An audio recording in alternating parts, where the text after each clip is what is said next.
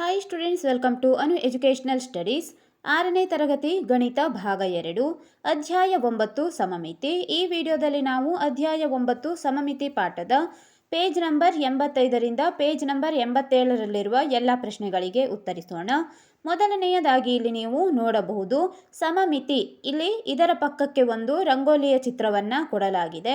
ಈ ರಂಗೋಲಿಯ ಚಿತ್ರವು ಕೂಡ ಒಂದು ಸಮಮಿತಿ ಆಕೃತಿ. ಸಮಮಿತಿ ಆಕೃತಿ ಎಂದರೆ ಒಂದು ಆಕೃತಿ ಅಥವಾ ಆಕೃತಿಯ ಭಾಗ ನಿರ್ದಿಷ್ಟ ವಿನ್ಯಾಸದಲ್ಲಿ ಪುನರಾವರ್ತಿತವಾಗುತ್ತಿದ್ದರೆ ಅದನ್ನು ಸಮಮಿತಿ ಆಕೃತಿ ಎಂದು ಕರೆಯಲಾಗುತ್ತದೆ. ಈಗ ನೀವು ಈ ಚಿತ್ರವನ್ನು ಗಮನಿಸಬಹುದು. ಈ ಆಕೃತಿಯಲ್ಲಿ ನಾವು ಸಮನಾಗಿ 2, 4 ಈ ರೀತಿಯ ಭಾಗಗಳನ್ನಾಗಿ ವಿಭಾಗಿಸಬಹುದು. ಈ ರೀತಿಯಾಗಿ ವಿಭಾಗಿಸುವ ರೇಖೆ ಅಂದರೆ ಒಂದು ಚಿತ್ರವನ್ನು ನಿಖರವಾಗಿ ಐಕ್ಯಗೊಳಿಸಿದಾಗ 2 ಭಾಗಗಳಾಗಿ ವಿಭಾಗಿಸುವ ರೇಖೆಯನ್ನು ಸಮಮಿತಿ ರೇಖೆ ಎಂದು ಕರೆಯಲಾಗುತ್ತದೆ. ನೀವು ಈಗ ಚಿತ್ರದಲ್ಲಿ ಗಮನಿಸಬಹುದು, ನಾವು ಸಮಮಿತಿ ರೇಖೆಯನ್ನು ಎಳೆದಿದ್ದೇವೆ. ಮೊದಲನೆಯದಾಗಿ ಮೊದಲನೇ ಸಮಮಿತಿ ರೇಖೆಯನ್ನು ನೋಡಿ. ಈಗ ಎರಡನೇ ಸಮಮಿತಿ ರೇಖೆಯನ್ನು ಎಳೆಯಲಾಗಿದೆ. ಈ ರೀತಿಯಾಗಿ ನಾವು ಸಮಮಿತಿ ಆಕೃತಿಯನ್ನು ಸಮಮಿತಿ ರೇಖೆಯ ಮೂಲಕ ವಿಭಾಗಿಸಿದ್ದೇವೆ. ಈಗ ನೀವು ಈ ಚಿತ್ರದಲ್ಲಿ ಗಮನಿಸಬಹುದು, ಈ ಆಕೃತಿ ನಿರ್ದಿಷ್ಟ ವಿನ್ಯಾಸದಲ್ಲಿ ಪುನರಾವರ್ತಿತವಾಗುತ್ತಿದೆ. ಅಂದರೆ ನೀವು 4 ಭಾಗಗಳನ್ನು ಇಲ್ಲಿ ನೋಡಬಹುದು. ಈ 4 ಭಾಗಗಳು ಕೂಡ ಒಂದೇ ರೀತಿಯಲ್ಲಿವೆ ಮತ್ತು ಇವು ಪುನರಾವರ್ತಿತವಾಗುತ್ತಿವೆ ಎಂದು ಅರ್ಥವಾಗಿದೆ. ಪುನರಾವರ್ತಿತವಾಗುತ್ತದೆ ಎಂದರೆ ಇದೇ ರೀತಿಯ ಎಲ್ಲ ಚಿತ್ರಗಳು ಒಂದೇ ರೀತಿಯಾಗಿ ಕಾಣಿಸುತ್ತವೆ ಎಂದು ಅರ್ಥ. ಈಗ ನಾವು ಮುಂದಿನ ಚಿತ್ರಗಳನ್ನು ಗಮನಿಸೋಣ. ಮೊದಲನೆಯದಾಗಿ ನೋಡಿ, ನಿಮ್ಮ ಸುತ್ತಲೂ ಗಮನಿಸಿ. ನಿಮ್ಮ ಗಮನವನ್ನು ಸೆಳೆಯುವ ಹಲವಾರು ವಸ್ತುಗಳನ್ನು ನೀವು ಕಾಣುವಿರಿ. ಇಂತಹ ಕೆಲವು ವಸ್ತುಗಳನ್ನು ಮುಂದೆ ತೋರಿಸಲಾಗಿದೆ. ಇಲ್ಲಿ 4 ಚಿತ್ರಗಳನ್ನು ಕೊಟ್ಟಿದ್ದಾರೆ. 4 ಚಿತ್ರದಲ್ಲಿ ಮೊದಲನೇ ಚಿತ್ರವನ್ನು ಈಗ ನಾವು ನೋಡೋಣ. ಮೊದಲನೆಯದಾಗಿ ಕೊಟ್ಟಿರುವಂತಹ ಚಿತ್ರ ಹೂವಿನ ಚಿತ್ರವಾಗಿದೆ. ಎರಡನೆಯದಾಗಿ ಚಿಟ್ಟೆಯ ಚಿತ್ರವನ್ನು ಕೊಟ್ಟಿದ್ದಾರೆ. ಮೂರನೆಯದಾಗಿ ರಂಗೋಲಿಯ ಚಿತ್ರ ಮತ್ತು ನಾಲ್ಕನೆಯದಾಗಿ ಗಾಳಿ ಚಕ್ರದ ಚಿತ್ರವನ್ನು ಕೊಡಲಾಗಿದೆ. ಈಗ ನಾವು ಒಂದೊಂದಾಗಿ ಇವು ಸಮಮಿತಿ ಆಕೃತಿಗಳು ಹೌದೇ ಅಲ್ಲವೇ ಎಂದು ಕಂಡುಹಿಡಿಯೋಣ. ಮೊದಲನೇ ಚಿತ್ರ ಹೂವು. ಈಗ ನೀವು ಹೂವನ್ನು ಗಮನಿಸಿದಾಗ ಇದರಲ್ಲೂ ಕೂಡ ನಾವು ಸಮಮಿತಿ ರೇಖೆಗಳನ್ನು ಎಳೆಯಬಹುದು. ಇದು ಕೂಡ ಒಂದು ಸಮಮಿತಿ ಆಕೃತಿಯಾಗಿದೆ. ಈಗ ಗಮನಿಸಿ, ಇಲ್ಲಿ ನಾವು ಒಂದು ಸಮಮಿತಿ ರೇಖೆಯನ್ನು ಎಳೆದಿದ್ದೇವೆ.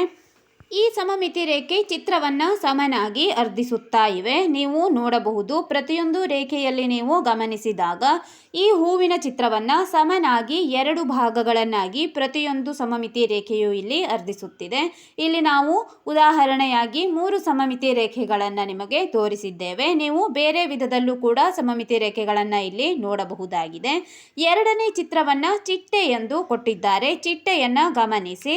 ಈ ಚಿಟ್ಟೆಯನ್ನು ನಾವು ಸಮಮಿತಿ ರೇಖೆಯನ್ನು ಅಳವಡಿಸಿದಾಗ ನೀವು ನೋಡಬಹುದು, ಈ ರೀತಿಯಾಗಿ ನಾವು ಸಮಮಿತಿ ರೇಖೆಯನ್ನು ಎಳೆದಿದ್ದೇವೆ. ಏಕೆಂದರೆ ಈ ಮಧ್ಯಭಾಗದಲ್ಲಿ ನಾವು ಚಿಟ್ಟೆಯನ್ನು ಮಡಚಿದಾಗ ಒಂದಕ್ಕೊಂದು ಭಾಗ ಸಮನಾಗಿ ಅಂಟಿಕೊಳ್ಳುತ್ತದೆ. ಆದ್ದರಿಂದ ಇದೊಂದು ಸಮಮಿತಿ ರೇಖೆ.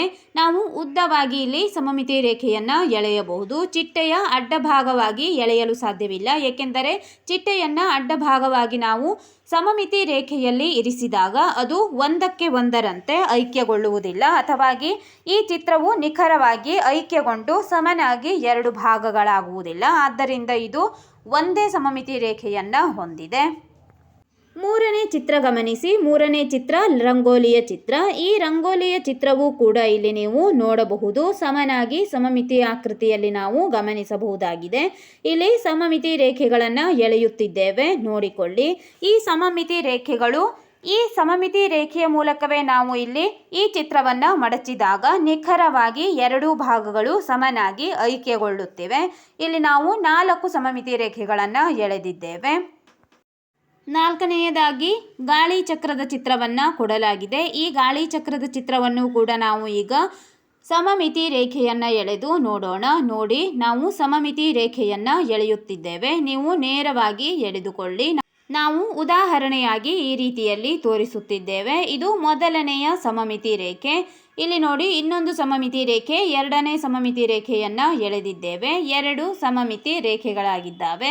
ನಾವು ಇಲ್ಲಿ ಇನ್ನೊಂದು ಸಮಮಿತಿ ರೇಖೆಯನ್ನು ಕೂಡ ಎಳೆಯಬಹುದು. ಈಗ ನೀವು ಗಮನಿಸಬಹುದು, ಈ ರೀತಿಯಾಗಿ ನಾವು ಚಿತ್ರವನ್ನು ಮಡಚಿದಾಗ ಅವು ಒಂದಕ್ಕೊಂದರಂತೆ ಸಮನಾಗಿ ಅಂಟಿಕೊಳ್ಳುತ್ತದೆ. ಆದ್ದರಿಂದ ಇದು ಕೂಡ ಒಂದು ಸಮಮಿತಿ ಆಕೃತಿ. ಈಗ ನಾವು ಮುಂದಿನ ಚಿತ್ರವನ್ನು ನೋಡೋಣ. ಮುಂದಿನ ಚಿತ್ರವನ್ನಾಗಿ ಒಂದು ಮೋಡದ ಚಿತ್ರವನ್ನು ತೋರಿಸಿದ್ದಾರೆ. ಈ ಚಿತ್ರಗಳಲ್ಲಿ ಕೆಲವು ಭಾಗಗಳು ಪುನರಾವರ್ತಿತವಾದಂತೆ ತೋರುತ್ತವೆ ಮತ್ತು ಈ ಪುನರಾವರ್ತನೆಗಳು ಒಂದು ನಿರ್ದಿಷ್ಟ ವಿನ್ಯಾಸದಲ್ಲಿ ಉಂಟಾದಂತೆ ಕಾಣುತ್ತದೆ. ಸುಂದರವಾಗಿರುವ ಈ ರಂಗೋಲಿಯ ಚಿತ್ರದಲ್ಲಿ ಏನು ಪುನರಾವರ್ತಿತವಾಗಿದೆ ಎಂಬುದನ್ನು ಗಮನಿಸಬಲ್ಲಿರಾ? ಇಲ್ಲಿ ರಂಗೋಲಿಯ ಚಿತ್ರದ ಬಗ್ಗೆ ಹೇಳುತ್ತಿದ್ದಾರೆ. ಈ ರಂಗೋಲಿಯಲ್ಲಿ ಹೂವನ್ನು ಕೇಂದ್ರದ ಸುತ್ತಲೂ 90 ಡಿಗ್ರಿ ತಿರುಗಿಸಿದಾಗ ಕೆಂಪು ದಳಗಳು ತಮ್ಮ ಮೇಲೆಯೇ ಬರುತ್ತಿವೆ ಮತ್ತು ರಂಗೋಲಿಯ ಇತರ ಭಾಗಗಳು ಸಹ ಹಾಗೆಯೇ ಪುನರಾವರ್ತಿತವಾಗಿವೆ. ಇಲ್ಲಿ ರಂಗೋಲಿಯ ಚಿತ್ರವನ್ನು ಚರ್ಚಿಸಿದ್ದಾರೆ. ಗಾಳಿ ಚಕ್ರದ ಬಗ್ಗೆ ನೀವು ಏನು ಹೇಳುವಿರಿ? ಗಾಳಿ ಚಕ್ರವನ್ನು ನಾವು ಚರ್ಚಿಸಿದ್ದೇವೆ. ಈಗ ನಂತರ ನೋಡಿ ಸುಳುಹು. ಮೊದಲು ಷಡ್ಭುಜಾಕೃತಿಯನ್ನು ನೋಡಿ. ಇಲ್ಲಿ ಒಂದು ಷಡ್ಭುಜಾಕೃತಿಯನ್ನು ಗಮನಿಸಲು ಹೇಳುತ್ತಿದ್ದಾರೆ. ಷಡ್ಭುಜಾಕೃತಿ ಎಂದರೆ 6 ಬಾಹುಗಳಿರುವಂತಹ ಆಕೃತಿಗೆ ಷಡ್ಭುಜಾಕೃತಿ ಎಂದು ಕರೆಯಲಾಗುತ್ತದೆ. ಚಿತ್ರದಲ್ಲಿ ಗಮನಿಸಿ, ಇದೊಂದು ಷಡ್ಭುಜ ಮತ್ತು ಇಲ್ಲಿ ಇನ್ನೊಂದು ಚಿತ್ರವನ್ನು ಕೊಟ್ಟಿದ್ದಾರೆ, ಮೋಡದ ಚಿತ್ರಗಳು. ಇಲ್ಲಿ ನೋಡಿ, ಮತ್ತೊಂದೆಡೆ ಮೋಡಗಳಿರುವ ಈ ಚಿತ್ರವನ್ನು ನೋಡಿ. ಇಲ್ಲಿ ಪುನರಾವರ್ತಿತವಾಗುವ ಯಾವುದೇ ವಿನ್ಯಾಸ ಇಲ್ಲ. ಮೋಡದ ಚಿತ್ರವನ್ನು ನೀವು ಗಮನಿಸಬಹುದು. ಮೋಡದ ಚಿತ್ರದಲ್ಲಿ ನಾವು ಪುನರಾವರ್ತನೆಯಾಗುವಂತಹ ಯಾವುದೇ ವಿನ್ಯಾಸವನ್ನು ನೋಡಲು ಸಾಧ್ಯವಿಲ್ಲ, ಏಕೆಂದರೆ ಇಲ್ಲಿ ನಾವು ಸಮಮಿತಿ ರೇಖೆಗಳನ್ನು ಎಳೆಯಲು ಸಾಧ್ಯವಿಲ್ಲ. ಮೊದಲ 4 ಚಿತ್ರಗಳು ಸಮಮಿತಿಯನ್ನು ಹೊಂದಿವೆ ಮತ್ತು ಕೊನೆಯ ಚಿತ್ರ ಸಮಮಿತಿಯನ್ನು ಹೊಂದಿಲ್ಲ ಎಂದು ನಾವು ಹೇಳಬಹುದು. ಒಂದು ಆಕೃತಿಯ ಭಾಗ ಅಥವಾ ಭಾಗಗಳು ನಿರ್ದಿಷ್ಟ ವಿನ್ಯಾಸದಲ್ಲಿ ಪುನರಾವರ್ತಿತವಾಗುತ್ತಿದ್ದರೆ ಅದನ್ನು ಸಮಮಿತಿ ಆಕೃತಿ ಎನ್ನಬಹುದು ಎಂದು ಇಲ್ಲಿ ಸಮಮಿತಿ ಆಕೃತಿಯ ಹೇಳಿಕೆಯನ್ನು ಕೊಟ್ಟಿದ್ದಾರೆ. ಇನ್ನೊಮ್ಮೆ ನೋಡಿಕೊಳ್ಳಿ. ಒಂದು ಆಕೃತಿಯ ಭಾಗ ಅಥವಾ ಭಾಗಗಳು ನಿರ್ದಿಷ್ಟ ವಿನ್ಯಾಸದಲ್ಲಿ ಪುನರಾವರ್ತಿತವಾಗುತ್ತಿದ್ದರೆ ಅದನ್ನು ಸಮಮಿತಿ ಆಕೃತಿ ಎನ್ನಬಹುದು. ಇದು ಸಮಮಿತಿ ಆಕೃತಿಯ ಹೇಳಿಕೆಯಾಗಿದೆ. ನೀವು ಇನ್ನೆರಡು ಚಿತ್ರಗಳನ್ನು ಗಮನಿಸಿ. ಒಂದು ತಾಜ್ ಮಹಲ್ನ ಚಿತ್ರ ಮತ್ತು ಇನ್ನೊಂದು ಗೋಪುರದ ಚಿತ್ರವನ್ನು ಕೊಟ್ಟಿದ್ದಾರೆ. ಇವು ಸಮಮಿತಿ ಆಕೃತಿ ಹೌದೇ ಅಲ್ಲವೇ ಎಂದು ನಾವು ಈಗ ನೋಡಬೇಕು. ತಾಜ್ ಮಹಲ್ ಮತ್ತು ಗೋಪುರವನ್ನು ಗಮನಿಸಿ. ತಾಜ್ ಮಹಲ್ ಮತ್ತು ಗೋಪುರಗಳಲ್ಲೂ ಕೂಡ ನಾವು ಸಮಮಿತಿ ಆಕೃತಿಗಳನ್ನು ಎಳೆಯಬಹುದಾಗಿದೆ. ಈಗ ನಾವು ಸಮಮಿತಿ ರೇಖೆಯನ್ನು ಎಳೆಯೋಣ. ಸಮಮಿತಿ ರೇಖೆ ಚಿತ್ರವನ್ನು ಸಮನಾಗಿ ಅರ್ಧಿಸಬೇಕು. ಇಲ್ಲಿ ನೋಡಿ, ಸಮಮಿತಿ ರೇಖೆಯನ್ನು ಎಳೆಯುತ್ತಿದ್ದೇವೆ. ನೀವು ನೇರವಾಗಿ ಮಧ್ಯವಾಗಿ ಒಂದು ರೇಖೆಯನ್ನು ಎಳೆದುಕೊಳ್ಳಿ. ನೀವು ಅಕ್ಕಪಕ್ಕದ 2 ಚಿತ್ರಗಳನ್ನು ಗಮನಿಸಿ. ಮಧ್ಯದಲ್ಲಿ ಸಮಮಿತಿ ರೇಖೆ ಇದೆ. ಈಗ ನಾವು ಈ ತಾಜ್ ಮಹಲ್ನ ಚಿತ್ರವನ್ನು ಮಡಚಿದಾಗ ಇಲ್ಲಿರುವ ಚಿತ್ರ ಒಂದಕ್ಕೊಂದರಂತೆ ಸಮನಾಗಿ ಅಂಟಿಕೊಳ್ಳುತ್ತದೆ. ಈಗ ಗೋಪುರವನ್ನು ಗಮನಿಸಿ. ಗೋಪುರಕ್ಕೂ ಕೂಡ ನಾವು ಒಂದು ಸಮಮಿತಿ ರೇಖೆಯನ್ನು ತೋರಿಸುತ್ತಿದ್ದೇವೆ. ಈ ರೀತಿಯಾಗಿ ಮಧ್ಯದಲ್ಲಿ ನಾವು ಒಂದು ಸಮಮಿತಿ ರೇಖೆಯನ್ನು ನೇರವಾಗಿ ಎಳೆದಾಗ ಈ ಗೋಪುರವನ್ನು ಅರ್ಧಕ್ಕೆ ಮಡಚಿದಾಗ ಒಂದು ಬದಿ ಇನ್ನೊಂದು ಬದಿಗೆ ಸಮನಾಗಿ ಐಕ್ಯಗೊಳ್ಳುತ್ತದೆ. ಆದ್ದರಿಂದ ಇವೆರಡೂ ಕೂಡ ಸಮಮಿತಿ ಆಕೃತಿಗಳಾಗಿದ್ದಾವೆ. ಮೇಲಿನ ಸುಂದರವಾದ ರಚನೆಗಳಲ್ಲಿ ಯಾವ ಸಮಮಿತಿ ಆಕೃತಿಗಳನ್ನು ನೀವು ಗಮನಿಸುವಿರಿ ಎಂದು ಕೇಳುತ್ತಿದ್ದಾರೆ. ಸಮಮಿತಿ ರೇಖೆಯ ಬಗ್ಗೆ ಇಲ್ಲಿ ಕೊಡಲಾಗಿದೆ ನೋಡಿ. ಚಿತ್ರ ಎ ನಲ್ಲಿ ಚುಕ್ಕಿ ರೇಖೆ ಇರುವ ಒಂದು ನೀಲಿ ಬಣ್ಣದ ತ್ರಿಭುಜವನ್ನು ತೋರಿಸಲಾಗಿದೆ. ತ್ರಿಭುಜವನ್ನು ಚುಕ್ಕಿ ರೇಖೆಯ ಉದ್ದಕ್ಕೂ ಮಡಚಿದರೆ ಏನಾಗುತ್ತದೆ? ತ್ರಿಭುಜದ ಒಂದು ಅರ್ಧವು ಮತ್ತೊಂದು ಅರ್ಧವನ್ನು ಸಂಪೂರ್ಣವಾಗಿ ಮುಚ್ಚುತ್ತದೆ ಅಲ್ಲವೇ? ಇವುಗಳನ್ನು ದರ್ಪಣಾರ್ಧಗಳು ಎನ್ನುತ್ತೇವೆ ಎಂದು ಹೇಳಿದ್ದಾರೆ. ಇದು ಸಮಮಿತಿ ರೇಖೆಯ ಒಂದು ವಿಧವಾಗಿದೆ. ನೀವು ಮೊದಲನೇ ಚಿತ್ರ ಎ ಚಿತ್ರವನ್ನು ಗಮನಿಸಿ. ಇಲ್ಲಿ ನೀಲಿ ಬಣ್ಣದ ತ್ರಿಭುಜವನ್ನು ಕೊಡಲಾಗಿದೆ. ತ್ರಿಭುಜವನ್ನು ಕೊಟ್ಟು ಮಧ್ಯದಲ್ಲಿ ಒಂದು ಸಮಮಿತಿ ರೇಖೆಯನ್ನು ಎಳೆದಿದ್ದಾರೆ. ಈ ಸಮಮಿತಿ ರೇಖೆಯನ್ನು ಗಮನಿಸಿ. ಡಾಟೆಡ್ ಲೈನ್ಸ್ ಅಲ್ಲಿ ಸಮಮಿತಿ ರೇಖೆಯನ್ನು ತೋರಿಸಲಾಗಿದೆ. ಈ ಸಮಮಿತಿ ರೇಖೆಯ ಮೂಲಕ ನಾವು ತ್ರಿಭುಜವನ್ನು ಮಡಚಿದಾಗ ಅಥವಾ ಇಲ್ಲಿ ತ್ರಿಭುಜವನ್ನು ಚುಕ್ಕೆಯ ನೇರದ ಉದ್ದಕ್ಕೂ ಮಡಚಿದರೆ ಎಂದು ಕೊಟ್ಟಿದ್ದಾರೆ.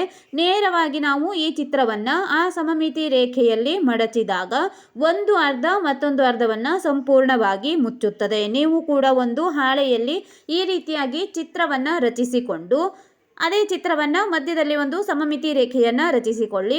ಆ ಚಿತ್ರವನ್ನು ನೀವು ಮಧ್ಯದಲ್ಲಿಟ್ಟು ಮಡಚಿದಾಗ ಒಂದು ಭಾಗ ಇನ್ನೊಂದು ಭಾಗಕ್ಕೆ ಸಮನಾಗಿ ಮುಚ್ಚುತ್ತದೆ.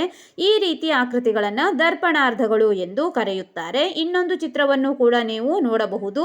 ಚಿತ್ರ ಬಿಯ ಬಗ್ಗೆ ನೀವೇನು ಹೇಳುವಿರಿ ಎಂದು ಕೇಳುತ್ತಿದ್ದಾರೆ. ಇದು ದರ್ಪಣಾರ್ಧವಲ್ಲ, ಏಕೆಂದರೆ ಅದನ್ನು ರೇಖೆಯ ಉದ್ದಕ್ಕೂ ಮಡಚಿದಾಗ ಎಡ ಅರ್ಧ ಬಲ ಅರ್ಧದೊಂದಿಗೆ ನಿಖರವಾಗಿ ಐಕ್ಯವಾಗುವುದಿಲ್ಲ. ಒಂದು ಚಿತ್ರವನ್ನು ನಿಖರವಾಗಿ ಐಕ್ಯಗೊಳ್ಳುವ 2 ಭಾಗಗಳಾಗಿ ವಿಭಾಗಿಸುವ ರೇಖೆಯನ್ನು ಚಿತ್ರದ ಸಮಮಿತಿ ರೇಖೆ ಎನ್ನುವರು ಎಂದು ಹೇಳುತ್ತಿದ್ದಾರೆ. ಇದು ಸಮಮಿತಿ ರೇಖೆಯ ವ್ಯಾಖ್ಯೆಯಾಗಿದೆ. ಈಗ ನೀವು ಬಿ ಚಿತ್ರವನ್ನು, ಇದು ಸಮಮಿತಿ ಆಕೃತಿ ಅಲ್ಲ ಎಂದು ಗಮನಿಸಬಹುದು, ಏಕೆಂದರೆ ಎಡ ಅರ್ಧ ಮತ್ತು ಬಲ ಅರ್ಧಗಳು ನಿಖರವಾಗಿ ಐಕ್ಯವಾಗುವುದಿಲ್ಲ. ಈಗ ನೀವು ನೋಡಿ ಕಂಡುಹಿಡಿಯಿರಿ ಎಂದು ಕೊಟ್ಟಿದ್ದಾರೆ. ಈ ಅಧ್ಯಾಯದ ಪ್ರಾರಂಭದಲ್ಲಿರುವ ಚಿತ್ರಗಳಲ್ಲಿ ಯಾವುದಾದರೂ ಸಮಮಿತಿ ರೇಖೆಗಳು ಕಂಡುಬರುತ್ತಿವೆಯೇ? ಮೋಡದ ಚಿತ್ರದಲ್ಲಿ ಇದರ ಬಗ್ಗೆ ನೀವೇನು ಹೇಳುವಿರಿ ಎಂದು ಕೇಳಿದ್ದಾರೆ. ಗಮನಿಸಿ, ಈ ಅಧ್ಯಾಯದ ಪ್ರಾರಂಭದಲ್ಲಿರುವ ಚಿತ್ರಗಳನ್ನು ನಾವು ಮೊದಲೇ ಚರ್ಚಿಸಿದ್ದೇವೆ. ಅಲ್ಲಿ ಹೂವಿನ ಚಿತ್ರ, ಚಿಟ್ಟೆಯ ಚಿತ್ರ, ರಂಗೋಲಿಯ ಚಿತ್ರ ಮತ್ತು ಗಾಳಿ ಚಕ್ರದ ಚಿತ್ರ ಮತ್ತು ಮೋಡದ ಚಿತ್ರಗಳನ್ನು ಕೊಟ್ಟಿದ್ದಾರೆ. ಈಗ ನಾವು ಉತ್ತರವನ್ನು ಬರೆಯೋಣ. ಇಲ್ಲಿ ಹೂವು, ಚಿಟ್ಟೆ, ರಂಗೋಲಿ ಇವು ಸಮಮಿತಿ ರೇಖೆಯನ್ನು ಹೊಂದಿದ್ದಾವೆ, ಗಾಳಿ ಚಕ್ರ ಹೊಂದಿಲ್ಲ. ಇಲ್ಲಿ ನೀವು ಸಮಮಿತಿ ರೇಖೆ ಹೊಂದಿರುವ ಆಕೃತಿಗಳನ್ನಷ್ಟೇ ಬರೆಯಿರಿ. ಹೂವು, ಚಿಟ್ಟೆ, ರಂಗೋಲಿ ಇವು ಸಮಮಿತಿ ರೇಖೆಯನ್ನು ಹೊಂದಿವೆ. ಈಗ ಮೋಡದ ಚಿತ್ರದಲ್ಲಿ ಇದರ ಬಗ್ಗೆ ನೀವೇನು ಹೇಳುವಿರಿ ಎಂದು ಕೇಳುತ್ತಿದ್ದಾರೆ. ಮೋಡದ ಚಿತ್ರದಲ್ಲಿ ನಾವು ಸಮಮಿತಿ ರೇಖೆಯನ್ನು ಎಳೆಯಲು ಸಾಧ್ಯವಿಲ್ಲ, ಆದ್ದರಿಂದ ಇದು ಸಮಮಿತಿ ಆಕೃತಿಯಲ್ಲ. ಆದ್ದರಿಂದ ಬರೆದುಕೊಳ್ಳಿ, ಮೋಡದ ಚಿತ್ರದಲ್ಲಿ ಸಮಮಿತಿ ರೇಖೆ ಇಲ್ಲ, ಇದು ಸಮಮಿತಿ ಆಕೃತಿಯಲ್ಲ ಎಂದು ಕೂಡ ನೀವು ಬರೆದುಕೊಳ್ಳಬಹುದು. ಎರಡನೇ ಪ್ರಶ್ನೆ ನೋಡೋಣ. ಪ್ರಶ್ನೆ ನಂಬರ್ 2, ಮುಂದಿನ ಪ್ರತಿ ಚಿತ್ರಕ್ಕೂ ಸಮಮಿತಿ ರೇಖೆ ಇದ್ದಲ್ಲಿ ಅವುಗಳನ್ನು ಗುರುತಿಸಿ. ಇಲ್ಲಿ 5 ಚಿತ್ರಗಳನ್ನು ಕೊಟ್ಟಿದ್ದಾರೆ. ಈ 5 ಚಿತ್ರಗಳಲ್ಲಿ ನಾವು ಸಮಮಿತಿ ರೇಖೆ ಹೊಂದಿರುವಂತಹ ಸಮಮಿತಿ ಆಕೃತಿಗಳನ್ನು ಗುರುತಿಸೋಣ. ಇಲ್ಲಿ ನೋಡಿ, ನಾವು ಎಲ್ಲ ಆಕೃತಿಗಳಿಗೂ ಸಮಮಿತಿ ರೇಖೆಗಳನ್ನು ಎಳೆದಿದ್ದೇವೆ. ಮೊದಲನೇ ಚಿತ್ರ, ಎರಡನೇ ಚಿತ್ರ, ಮೂರನೇ ಚಿತ್ರವನ್ನು ಗಮನಿಸಿ. ಮೂರನೇ ಚಿತ್ರ ಸಮಮಿತಿ ಆಕೃತಿಯಲ್ಲ. ಈ ಮೂರನೇ ಚಿತ್ರಕ್ಕೆ ನಾವು ಸಮಮಿತಿ ರೇಖೆಯನ್ನು ಎಳೆಯಲು ಸಾಧ್ಯವಿಲ್ಲ, ಏಕೆಂದರೆ ಇದು ಯಾವ ಬದಿಯಿಂದ ಮಡಿಚಿದಾಗಲೂ ಕೂಡ ಸಮವಾಗಿ ಐಕ್ಯವಾಗುವುದಿಲ್ಲ. ಆದ್ದರಿಂದ ಮೂರನೇ ಚಿತ್ರ ಸಮಮಿತಿ ಆಕೃತಿಯಲ್ಲ, ಆದ್ದರಿಂದ ಸಮಮಿತಿ ರೇಖೆಗಳನ್ನು ಗುರುತಿಸಲು ಇಲ್ಲಿ ಸಾಧ್ಯವಿಲ್ಲ. ನಾಲ್ಕನೇ ಚಿತ್ರವನ್ನು ಗಮನಿಸಿ. ನಾಲ್ಕನೇ ಚಿತ್ರಕ್ಕೂ ಕೂಡ ನಾವು ಇಲ್ಲಿ ಒಂದು ಸಮಮಿತಿ ರೇಖೆಯನ್ನು ಎಳೆಯಬಹುದು. ಇದು ಒಂದು ಸಮಮಿತಿ ಆಕೃತಿಯಾಗಿದೆ. ಪುನಃ ನೀವು 5ನೇ ಚಿತ್ರವನ್ನು ಗಮನಿಸಬಹುದು. 5ನೇ ಚಿತ್ರವೂ ಕೂಡ ಸಮಮಿತಿ ಆಕೃತಿಯಲ್ಲ, ಏಕೆಂದರೆ ಇದಕ್ಕೂ ಕೂಡ ನಾವು ಸಮಮಿತಿ ರೇಖೆಯನ್ನು ಎಳೆಯಲು ಸಾಧ್ಯವಿಲ್ಲ. ಆದ್ದರಿಂದ 3 ಮತ್ತು 5ನೇ ಚಿತ್ರಗಳಿಗೆ ಸಮಮಿತಿ ರೇಖೆಯನ್ನು ಎಳೆಯಲು ಸಾಧ್ಯವಿಲ್ಲ. 1, 2 ಮತ್ತು 4ನೇ ಚಿತ್ರಗಳಿಗೆ ಸಮಮಿತಿ ರೇಖೆಯನ್ನು ಎಳೆಯಿರಿ. ಈ ವಿಡಿಯೋದಲ್ಲಿ ನಾವು ಪೇಜ್ ನಂಬರ್ 85ರಿಂದ ಪೇಜ್ ನಂಬರ್ 87ರಲ್ಲಿರುವ ಎಲ್ಲ ಪ್ರಶ್ನೆಗಳಿಗೆ ಉತ್ತರಿಸಿದ್ದೇವೆ. ಮುಂದಿನ ವಿಡಿಯೋದಲ್ಲಿ ಇನ್ನುಳಿದ ಎಲ್ಲ ಪ್ರಶ್ನೆಗಳಿಗೆ ಉತ್ತರಿಸೋಣ. ನಮ್ಮ ಅನು ಎಜುಕೇಷನಲ್ ಸ್ಟಡೀಸ್ನಲ್ಲಿ 6ನೇ ತರಗತಿ ಗಣಿತ ಭಾಗ 2ರ ಎಲ್ಲ ಪಾಠದ ಎಲ್ಲ ಅಭ್ಯಾಸದ ಪ್ರಶ್ನೋತ್ತರಗಳನ್ನು ಬಿಡಿಸಲಾಗುವುದು. ನೀವು ಎಲ್ಲ ಪಾಠಗಳ ಅಭ್ಯಾಸದ ಪ್ರಶ್ನೋತ್ತರಗಳಿಗಾಗಿ ನಮ್ಮ ಚಾನೆಲ್ನ ಪ್ಲೇಲಿಸ್ಟ್ 6ನೇ ತರಗತಿ ಗಣಿತ ಭಾಗ 2 ಗಮನಿಸಿ.